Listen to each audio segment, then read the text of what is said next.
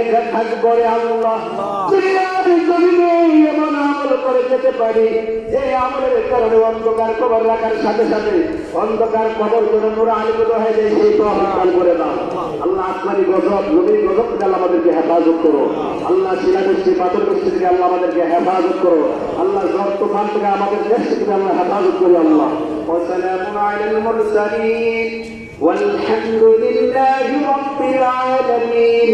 মাবুদ যেদিন মরণ দিবা, মাসটা দিবে রমজান মাস, দিনটা দিবে জুমার দিন, রোজা রেখে নামাজের সেজদারত অবস্থায় নূর নবীর দিদার নসিব করে দিয়ে জবানে জারি করে দিও মধুর কালেমা লা ইলাহা